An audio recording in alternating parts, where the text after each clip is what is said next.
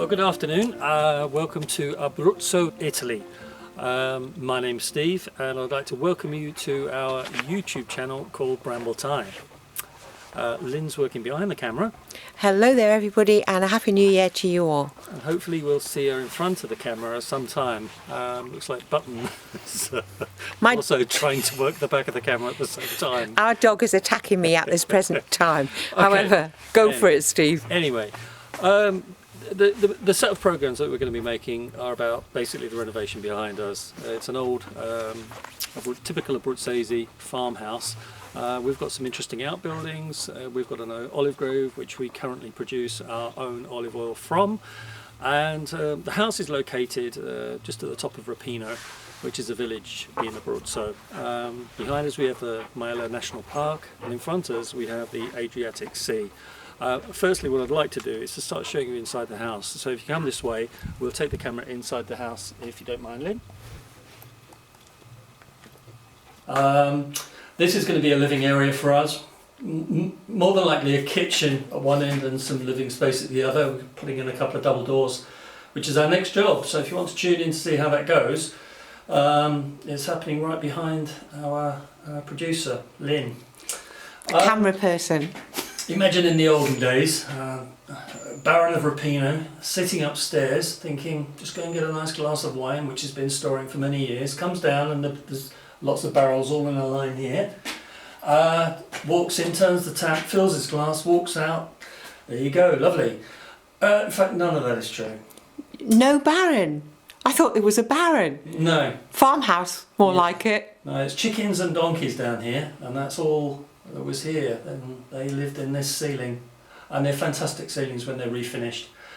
There's a lot of work to do on it. It's a vaulted ceiling. It's made in a particular way, but the house is built in an oblong with all four walls erected, and then this is done after inside, and it was made by craftsmen of the day.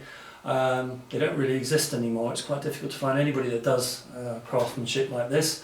So that's going to be down to me to refinish, restone where some of the stones have fallen out, and basically self-supports. It doesn't tie into the outside walls whatsoever. The weight that goes on top from the first floor actually presses the vaulted ceilings out, which makes it stand up, and that's a testament to the craftsmanship of years ago.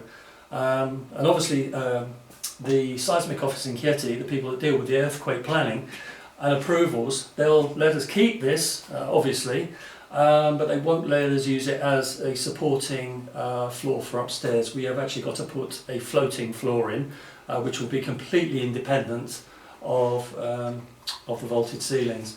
If we look a little bit further down, perhaps, we can see we've actually punched a hole through that wall. They're about 800 millimetres thick. Well, we can just see it, Steve. We can see it in the distance. All right, okay. So there's a room behind that, and that's where our internal staircase will go in. We've never had the internal staircase in here. It was always on the outside. I'll show some pictures of that when we originally bought the property, and it was a debate whether we would remove that staircase because it was in such a bad condition and dangerous, and replace it, or remove it and not put anything back. And the census of opinion at the moment between the architects and people that we value their opinions of have said, we think it's better without the staircase. So we're going to look into that a little bit further, but maybe you want to put your comment, and I'll be interested to see what people think. You'll certainly see what it was like when we bought the property in the original at the original time. Basically the floor, we've lowered the floor by about a metre. We dug down 2 metres and put in a suspended igloo floor system. Why did you do that in the first place? Was that because we didn't have any foundations? Well, the foundations are the first things we're going to do on the house anyway. Underground works first, overground works second. And it's basically to be able to get a vented system in to the house and give it a strong foundation stability before we do any work above. But this property had no foundations. It was just standing on the original. None of the farmhouses and none of the more grander houses in the local area and in the whole region wouldn't have had foundations. They are built dependent on what the ground is made of. Here we have alluvium and rock, and we've tested that by a man who came out with a big drill, who drilled straight underneath the house. and told us exactly what this house was built on. There's a lot of houses that have been renovated that haven't put any underpinning, any foundations. For us, it's essential because it's going to stop a lot of the humidity, a lot of the rising damp. And at the moment, I've been checking month by month, and we have nothing. And we do get quite a lot of rain here, and it's pretty much stopped all of the damp. It'll make the inside of the house warmer. And it's vented all the way from one end to the other, so we've got an airflow, which I think is a Roman style of building, and I can tell it definitely works. It's been great to have the system, and it's not new, but it's something I was very interested in doing in this particular property. On the edge of the igloo system, we have a seismic ring which has got steel in it. On the outside of the house there is embedded another seismic ring. Those two rings are connected through the more or less metre thick walls on the main sides, and connected, and then it's all finished off with concrete. So what you see now, it doesn't really look as though we've done a great deal of work, but believe you me, this house is standing on new foundations, which we're pretty happy about that. So but let's go and look outside the front. These are the arches at the front of the house, the doorways, or what could be a full-size window. Originally, some of these were here and some of these weren't here. The ones that weren't here we found in the garden, either covered in soil and grass, or the digger found them when we were digging the ground much deeper. We've made some footstones to match at the base. And then what I've done is I've tried to work out, I made what's called a wooden former, which is this shape, with a steel insert in it to keep the shape of each arch exactly the same. We drilled holes in the stone, and then the steel rebar going through this, and also going diagonally into the wall. And that's cemented in with a chemical compound, and these are not going anywhere. The ones that were here were very loose, very unstable, and everything has come down. We don't want it to look brand new. It's a farmhouse, it was a working farmhouse, and I want to keep what is original. I've seen when people have restored the house, and actually when it looks brand new, for me, or for Lynn as well, it's looking too new. It doesn't quite match what we're trying to do here.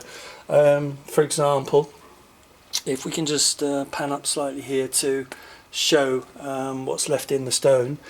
I've left these kind of things in the stone. What they were used for is probably something rather previous owners, probably for hanging his coat up, to be fair. There's nothing fancy about it, but we've just left it in there. And what we'll do is we'll make up a paste using the existing stone ground up with an exterior polyfiller like we spoke about before, and we'll just go around the edges, clean them up, and what we'll do is we'll lightly clean this.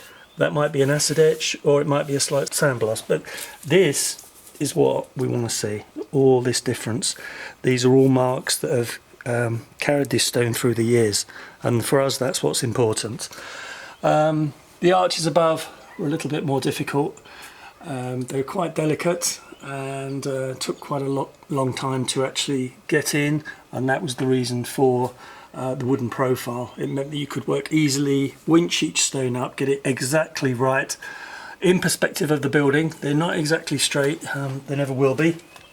And we basically did 3 of these, which are now all the same level, all the same size. So when we start to do the door framing, we can start to have some sort of a pattern for that too. So we're not making individual doors all the time, and I really want this set of 3 double opening doors, or whatever they are, windows, to start to knit together to look like they were originally part of this building. We have bought the doors, and again we'll show you those in later videos. We got those from a local brocante. Really didn't pay much for them, and they probably came from a much larger, grander building, but they do suit the style of this building in particular. One of the key features of the front of this property is that doorway up there. That was the front doorway to the property, as the people who originally lived here, whatever 50, 70 years ago, I think the last people that lived in here, would have used that as the front door going up the staircase, which was here. But you know, we have spoken about whether we're going to keep that staircase, and I'm going to put some photographs in and show you the damage to the wall that the staircase did that we've had to clean up. The important thing about the doorway is the keystone sitting right at the top of the arch and in the centre. That really denotes this house. It was made for this house. They're all individual. No two are the same. And the idea was to keep that, restore it, and put it back when we were putting that arch back, because all of that stonework came out. All the wall above that stonework came out. So you can imagine a great big hole in the front of the house was there before I started to put everything back. Steve, you were able to use the same former for all of the arched doorways, was that correct? Yeah, the former I named Cyclops. It was quite complicated because it had sets of measurements on it and little moving pieces, because obviously where the little stone details are different, they're at different measurements, and the former was a little bit difficult to get in. But being able to adjust it, unscrew things and put them on different places, we could actually get it back exactly as it was. So before that came out, I used the former inside the hole, adjusted everything, took the former out, took what stones there were out and laid it all out on the floor. So when we put it back, we knew it would go back more or less in the same position. And I think we've managed to do that okay. You were very lucky in finding the former from a builder who had retired some years ago. Yeah, a lot of the archways that you see in Abruzzo and probably throughout Italy generally are the same arch, the same diameter. Fortunately picked up 2 steel formers with steel supports in, and 2 different sizes, and one just happened to be exactly the size we're using here. We haven't made we haven't made the doorways shape any differently because we've got a former from a different place. It just happened to fit perfectly. Right. Okay, so we're at the back of the house at the moment, and what we wanted to show you is basically what we've done so far. If I turn round, you'll see we've got the side of the house here. The front looks onto the Adriatic, and the back faces onto the Majella, as we'd said before. But if we look a bit more closely at the kind of work that we've actually completed already. So at the back of the house, we've had to dig away all of the soil down here. So there's a couple of 100 tons of soil, which has been really muck spread around the olive grove behind us. And what that has done is freed up the house all the way around. So the foundations have gone in solidly. And obviously when the water comes down from this direction, it won't interrupt the house too much once we've got some drainage in. If we come a little bit closer, one of the things that attracted us to this particular building was the way the house was made. Basically the corner blocks, they were mainly all there, pretty much 99%. There's a few been changed because they were, a couple had been cracked, and also all the corners are very solid. They haven't moved since we've had the property, and they've really given us a good base in which to carry out the rest of the renovations. If you carry on following me, we've motor picked in between all the stones to about 1 foot in depth.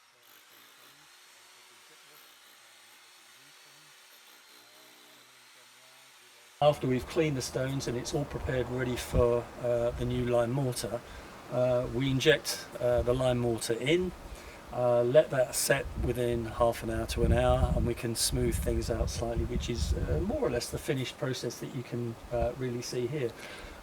We've used about 4,000 kilos of lime mortar.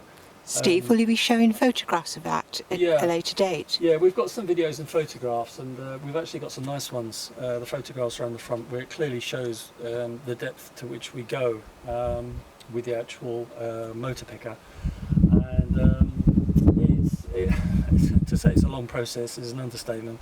It's a year-long process just to have got that done. Let's walk along a little bit further, and we'll see with it this is the original part of the building, and if you can bring the camera this way and turn it towards the wall, you'll see where the adjoining part of the extension was that we think is 70 or 80 years old. You can come a little bit further this way. I'm following. We have probably where some of the worst stones were, the big cornered masonry stones, which is some repairs I've been dealing with over the past year as well. And obviously you don't really see the kind of work that goes on, but trying to get one of these large stones out, they're sort of 80 to 100 kilos each, and if they're like teeth, they're set in the wall, very, very tightly packed in, and they come with a keystone. The keystone is something that locks the stone in. You place a stone into the position you want it, and then you put in a wedge type stone. But what that does, I've noticed when I've been taking these stones out, it releases the large stones, which enables you to get the stone out, and then obviously when you put it in you can put the keystone back. If you can pan up slightly, I don't know whether we can get that, at the top of the house. We've got it. At the top of the house we originally had terracotta blocks. This roof level, it used to angle down, and the top of the building did not exist, so I've built back in the same stone, in the same way, to match in the rest of the house, and it's gone quite well. In actual fact, it's gone better than I had thought. It was one of the big first jobs that I had done with the stonework, and I'm quite pleased how it came out. That meant that we could start to refinish this wall, and as you can see, we've just got some cleaning up work to do when the scaffolding is removed, and it should look okay. There was a doorway towards the on the centre line of the house where we've got the doorway with the plastic on it at the moment. There was a doorway to the right of that doorway as I look at it this way, and it just didn't seem right. It didn't seem that the house was balanced, so we decided to move that doorway, make it slightly larger. It was collapsing anyway, and there is steel implanted all the way along the side of the wall, 7 pieces of steel that supports the architrave, the lintel. And it was just important to centre that doorway, and hence therefore centre the doorway below. Yeah, well, strangely enough, when you get up in the morning, that will be the bedroom, and the sun rises straight in line on a lot of the days without opening now, where it didn't before. And it just looks lovely. Can I just mention one thing, Steve? When you talked about the top section of the roof, it might be interesting for the viewers to know that the roof's actually going to be a pent roof. Yeah, so pent roof being just one slanted roof, like a pent shed. I guess most people would maybe understand that. Rather than an apex, it's just a pent. One angled roof all the way along, and it will have some special features in it. It will be roofed in wood, a good amount of insulation, and then using the Vecchio Pianella tiles, so the old Italian handmade tiles. We have them stored at the moment, and there is about 2,500 to go back on the roof. We can actually just see a few of those tiles sitting on the scaffolding behind you at this moment in time. Yeah, I don't think they're supposed to be sitting on the scaffolding. I'm sure lots of people will be telling me you're not allowed to have your tiles sitting on your scaffolding. Anyway, we didn't see them. But we are moving along. We want to bring lots to show you in the next few programmes. We found in the soil that's around me, I'm looking at it now, always finding small artefacts, and we've gone from the Bronze Age to World War II, to 1850 coins, to saw blades that were used probably 80 years ago. Everything seems to, you can put an age to it. We can have a small programme just on the artefacts that we've actually found. Well, the munitions we found, they're dated, and they're archived in London, so you can actually say, yeah, that's what that was. So we'll show you them. We found German landmines, obviously not active. We've had the Carabinieri out here, which has been super fun. Entertaining, to say the least. Entertaining.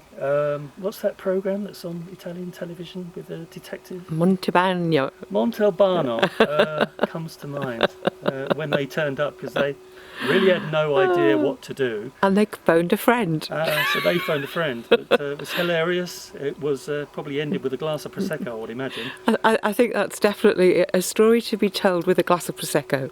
Yeah, there's loads to talk about here, but we just want to. I want to concentrate on the jobs that we're doing on the house, and it's always handy to have more technical knowledge. And if you see us going wrong, send a comment, please. Yeah. Questions and answers. Well, it's been great to be able to share this with you, and hopefully look forward to seeing you next time. Thank you. Bye now, everyone.